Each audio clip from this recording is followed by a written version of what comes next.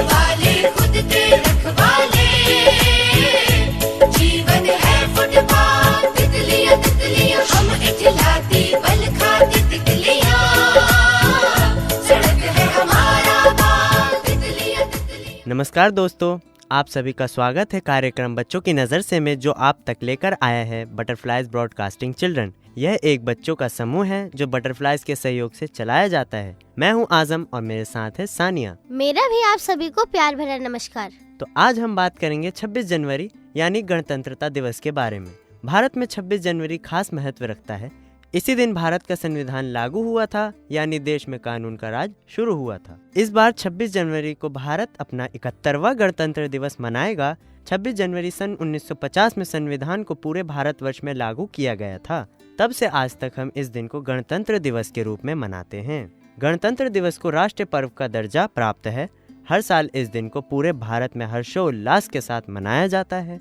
India gate पर राज्यों की झांकियां निकाली जाती है और राष्ट्रपति को 21 तोपों की सलामी दी जाती है। भारत के राष्ट्रपति द्वारा भारतीय राष्ट्रीय ध्वज को फहराया जाता है और सामूहिक रूप से खड़े होकर राष्ट्रगान गाया जाता है। दोस्तों, आइए बात करते हैं बाल साथियों से और जानते हैं उनकी राय। मेरा नाम गरिमा है और मैं जामा मस्जिद में रहती हूँ। 26 जनवरी 1950 को हमारे देश का संविधान लागू हुआ था। भारत की इस अखंडता को तिल भर आँच न आने पाए। हिंदू, मुस्लिम, सिख, ईसाई मिलजुल इसकी शान बढ़ाए। युवा वर्ग सक्षम हाथों से आगे इसको सदा बढ़ाए। इसकी रक्षा में वीरों ने अपना रक्त बहाया है। गणतंत्र दिवस फिर से आया है। मेरा नाम मोहम्मद आदिल है। मैं जामा मस्जिद में रहता हूँ। 26 जनवरी एक हमारा राष्ट्रीय त्योहार है। इस दिन हम बच्चे स्कूल में तिरंगा फहराते हैं और स्कूल में डांस, गीत, नाटक, गाना करते हैं। और मैं आपको आज एक गीत सुनाने जा रहा हूँ। ए वतन वतन मेरे आबाद रहे तू, मैं जहाँ रहूँ जहाँ मैं याद रहे तू। ए वतन मेरे वतन,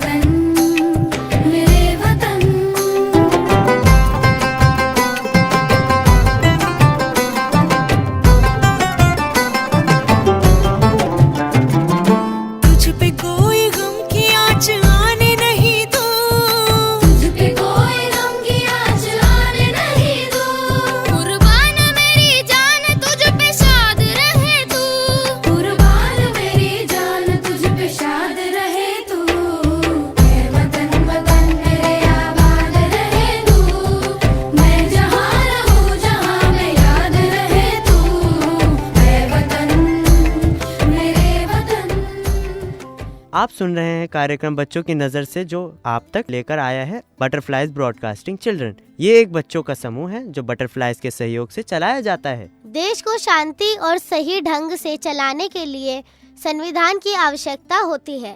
तो संविधान के बारे में और जानकारी लेने के लिए हम बात करते हैं तारिक फैयाज भैया से, जो कि एक वकील है। स्वागत है भैया आपका हमारे कार्यक्रम बच्चों की नज़र से में। बहुत बहुत शुक्रिया आपका मुझे कॉल करने के लिए। सबसे पहले आपसे ये जानना चाहते हैं कि संविधान क्या है। संविधान एक ऐसा प्रारूप है जिसके तहत लोगों को संविधान के द्वारा ये एक मॉडल है जिसके तहत उनको उनके राइट्स दिए गए हैं। कुछ फंडामेंटल ड्यूटीज हैं जो गारंटी किया जाता है संविधान के द्वारा, और एक ऐसा डॉक्यूमेंट है जो देश चलाने के लिए महत्वपूर्ण है हमारे देश के लिए। हर एक देश जो भी एक आजाद मुल्क है, जो भी एक सॉवरेन देश है, हर देश का अपना एक कॉन्स्टिट्यूशन है, जिस कॉन्स्टिट्यूशन के बिना पर वो देश चलाया जाता है। चुनी हुई सरकारें होती हैं, वो देश चलाती हैं। जी, इससे हमें फायदे क्या हैं संविधान से? संविधान होने का हमारे पास एक ये फायदा है कि हम एक जो जो डॉक्यूमेंट जिसको हम कॉन्स्टिट्यूशन संविधान बोलते हैं, उस डॉक्यूमेंट के बिना पर हम अपना मुल्क चलाते हैं। उसका फायदा ये होता है संविधान होने का कि एक दिशा निर्देश मिल जाती है, जिसके तहत ये कॉन्स्टिट्यूशन जो है वो एक दिशा के तहत मुल्क को आगे बढ़ाने के लिए, ये जो उसको उर्दू में आईन भी कहते हैं, वो जरूरी होता है एक मुल्क को एक दिशा के तहत चलाने के लिए। संविधान किस प्रकार से सभी लोगों को एक साथ जोड़ता है? इसके लिए हमें भारत की एक हिस्ट्री, उसके इतिहास में जाना होगा। हमारा मुल्क पहले गुलाम हुआ करता था। 15 अगस्त 1947 को इसे आजादी मिली और उसके बाद हमारे भारत के संविधान के निर्माताओं ने ये सोचा, ये बैठ के, कि हमें इस मुल्क का एक कानून तैयार करना पड़ेगा, डॉक्यूमेंट तैयार करने पड़ेगा जिस तरीके से हम इस मुल्क को चलाना चाहते हैं। तो उस बिना पर हमने 2 साल 11 महीने 18 दिन का समय लिया और एक संविधान तैयार किया।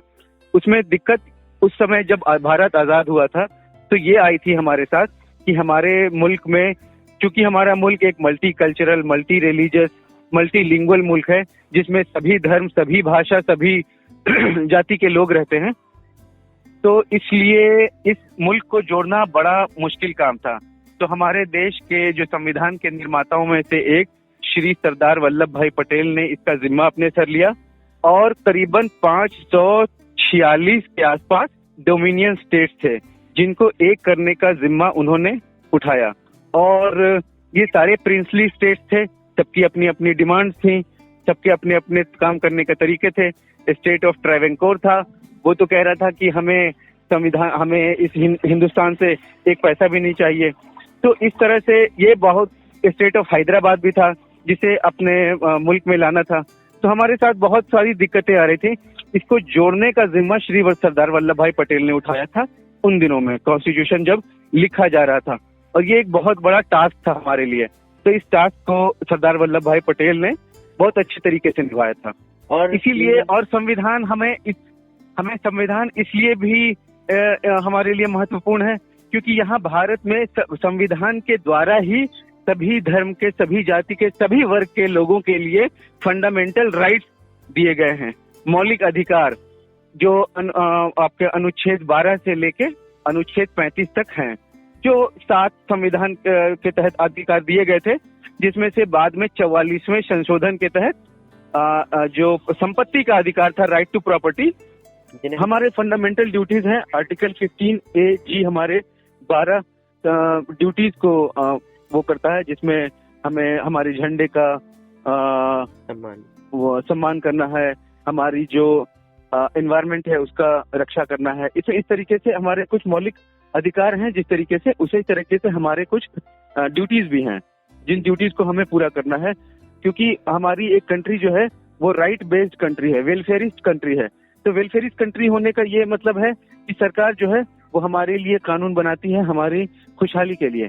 तो इसके एवज में हमारा भी कुछ कर्तव्य है, जिसकी वजह से हमें अपने राष्ट्र का सम्मान करना भी उसमें एक आता है। हमें आसपास के लोगों को समझाना, और एक साइंटिफिक टेम्पर भी उसका एक उदाहरण है कि हमें साइंटिफिक टेम्पर रखना चाहिए। तो एक तरीके से जो अधिकारों की बात आजकल ज्यादा होती है, हमें अपने जो ड्यूटीज हैं उनकी बात हम बहुत कम कर पाते हैं। संविधान में प्रियम्बल का क्या महत्व है? प्रियम्बल जो है, preamble is a introduction, it's a preface to the constitution, it's a very noble idea.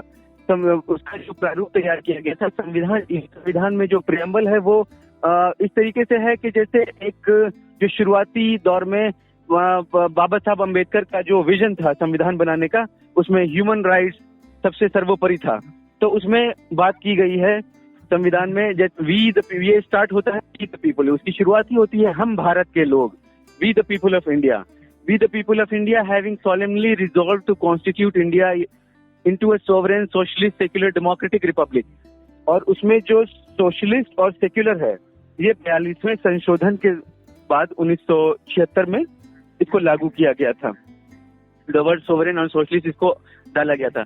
Preamble और बात करता है, की बात करता है, इक्वालिटी की बात करता है, समानता, बंधुता, इन तीनों की बात करता है, और स्वतंत्रता, ये चारों की बात करता है। Justice, liberty, equality, fraternity.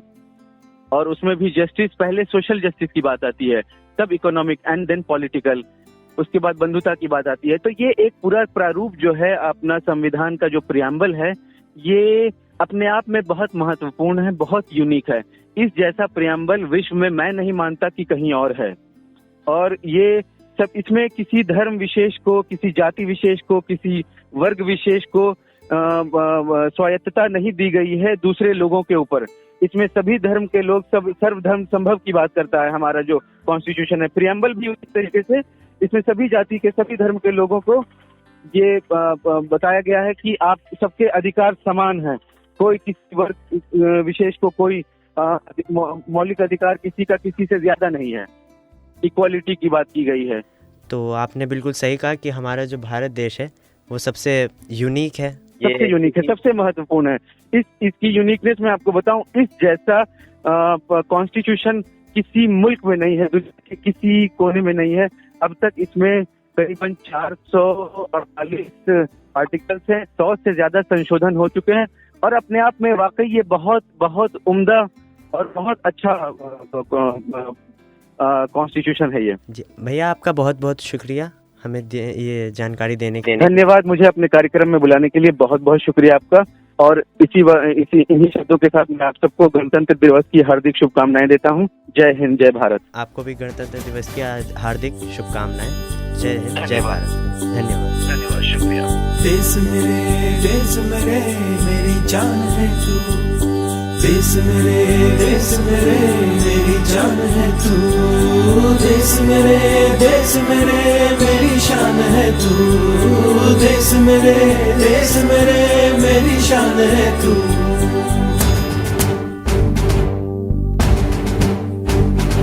मिटाने से नहीं मिटते, डराने से नहीं डरते, वतन के नाम पे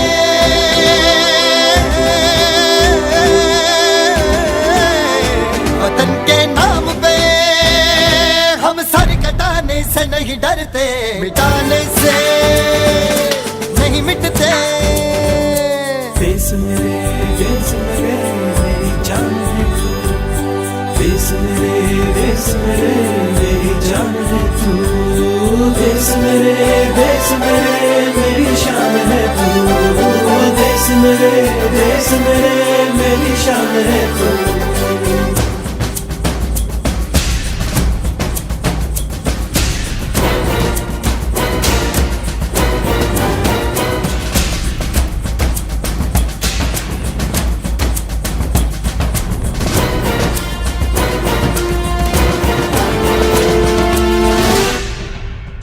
हजारों ख्वाब रोशन गए सुलगती सी निगाहों में, सुलगती सी निगाहों में।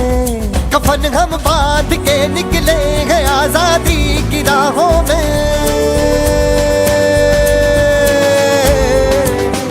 कफन हम बांध के निकले हैं आजादी की राहों में। निशाने पे जो रहते हैं, निशाने से नहीं डरते। देश मेरे मेरी जान है तू। देश मेरे मेरी शान है तू। दोस्तों, अब वक्त हो चला है आपसे विदा लेने का। उम्मीद है आपको हमारा कार्यक्रम पसंद आया होगा। इसी आशा के साथ हम आपसे विदा लेते हैं। अगले बृहस्पतिवार शाम 3:45 पर AIR FM रेनबो 102.6 पर फिर मिलेंगे। तब तक के लिए मेरा और मेरी साथी का नमस्कार। हम मतवाले खुद के रखवाले।